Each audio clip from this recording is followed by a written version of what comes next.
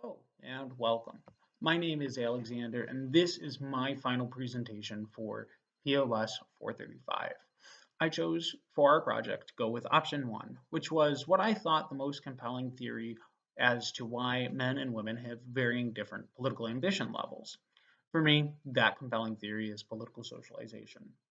As with any particular subject, any vested interest in that subject is going to begin with a heavier socialization towards it. The more you're exposed to it, the more that you learn about it, the greater your interest and the greater your ambition toward that subject is going to be.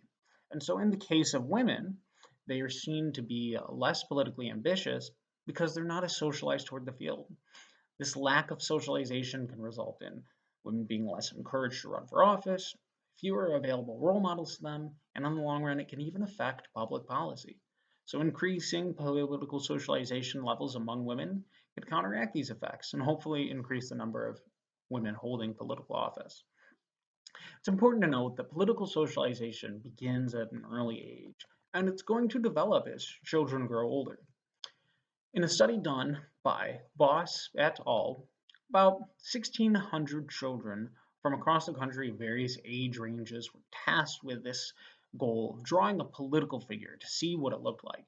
In the study, the goal was to see if children viewed a political figure among the same gender line as themselves. So if a young girl was to view a political figure as a woman, to kind of gauge if that these women saw themselves as political leaders, if they saw women as political leaders. And in the study, they were actually able to find that as girls age, as they learned more about politics, as they internalized society's expectations of them, they became less likely to see traditional politics as a place for them to lead. And with younger women, not viewing traditional politics as a place for them to lead. They're going to be less politically ambitious. A good way to counteract this is through the use of role models. Role models are an excellent tool at keeping political interest alive. A leader in politics who's a woman may just be what a young woman needs in order to view herself as capable of achieving the same. One of the highest ranking positions in the United States politically is the presidency. And unfortunately, during our time that we have been around as a country, we have never had a female president. And until the last election cycle in 2020, we've never had a female vice president either. We haven't gotten that far. And so, when thinking about pursuing any career path, it would stand to reason that if I see somebody similar to me who is in that career path, I should be able to achieve the same success. A study conducted by Jeannie Sweet Cushman was actually able to find a positive correlation between the strength of identification with role models and political ambitions. The more that these young women were able to identify with their role model, the more ambitious they became, the more they believed that they could achieve the same. However, it is not just gender where the role model is important. Some key factors about the role models come in handy when it comes to the specific traits that they carry. If a role model is so successful that that success seems out of reach, it is actually going to decrease political ambition levels. It's going to deflate women to remain politically ambitious. So we can keep going and we utilize encouragement to have women run for office, encourage them to keep going no matter what the goal is. If it's, even if it's president. And right now, only 25 out of 100 members of the Senate and 126 out of 435 members of the House are women. Well, why is this? And to start with, the United States doesn't have any current gender quotas in place at the federal election level. And according to Lawless and Fox, in our main book, women are less likely as their male counterparts to receive encouragement to run for office. And despite this, they also show that when women and men are given the same encouragement levels, then they are just as likely, women are just as likely as men, given the same encouragement levels, to consider running for office. It is important to know that the feeling of women being less qualified is what Lawless and Fox refer to as the gendered psyche.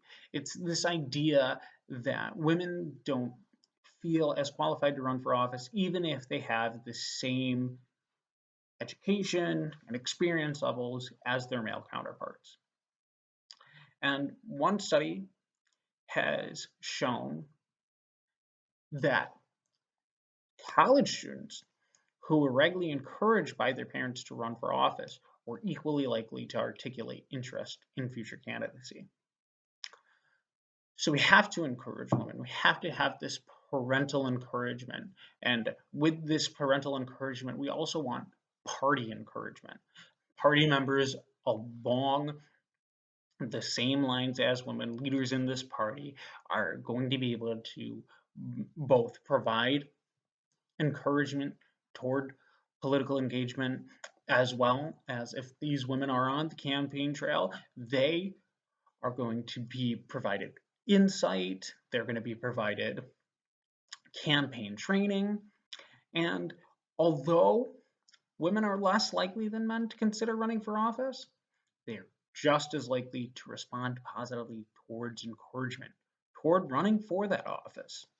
Now, let's get into policy, because women bring different political issues to the table than men do. These are what's known as, I guess, women's issues. According to the Lawless and Fox, it still takes a candidate.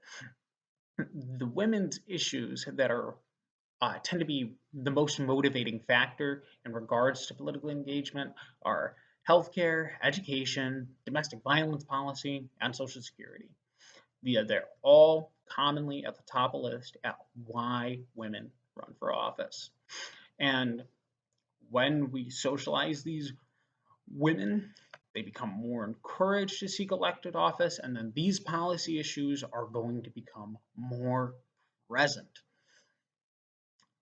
And issues that affect an individual are going to be more present when they run for office.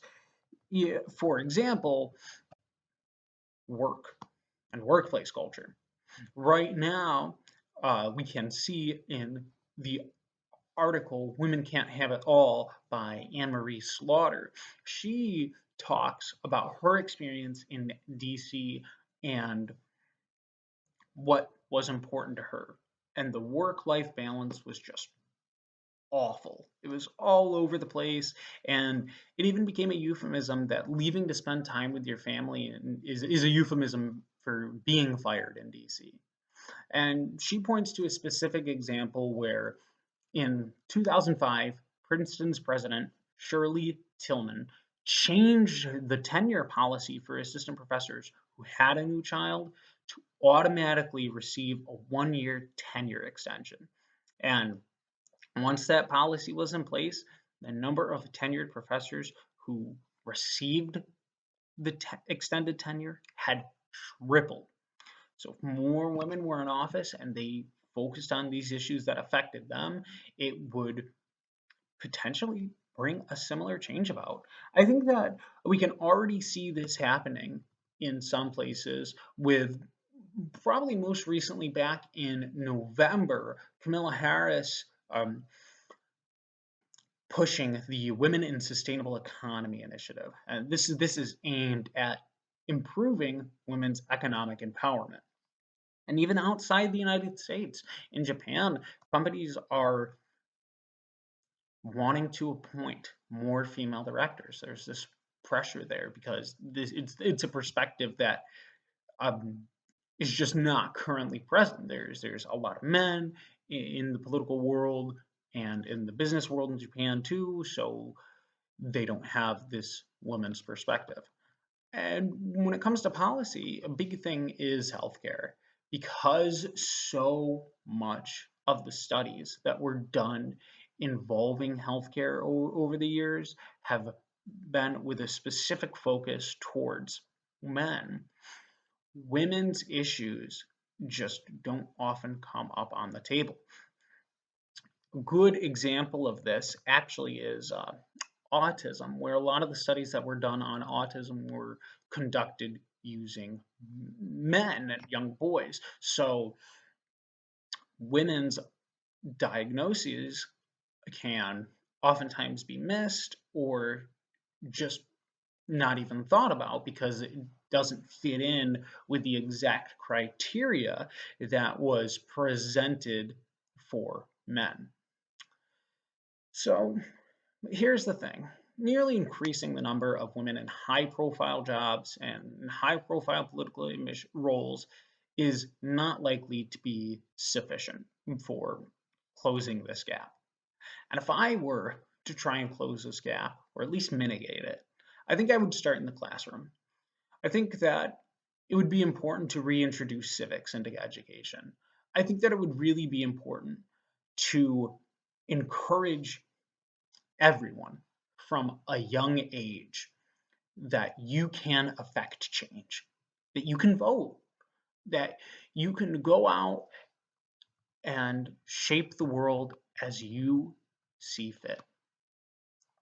I think that having an increase of civic duty in the classroom will help these students understand their role in politics, understand the betterment of the role in politics, and additionally, when teaching about political figures, I don't think that the gender specifically matters. I think that we could put more women in the curricula, but the most important thing is the characteristics that these political figures offer, what they did, who they were, not necessarily what they are. I think that we don't necessarily live in a man's world or a woman's world. We just live in a world. I think that we should stop referring to issues as women's issues. They affect us all. Healthcare affects us all. Military spending affects us all. Education affects us all. If the gap in political ambition is going to close, then we need to encourage everyone to be more politically ambitious. There are millions of Americans right now who are unregistered to vote. And I couldn't possibly come up with a number of how many that just choose not to. Political socialization is the most compelling theory as to why a gap exists between men and women.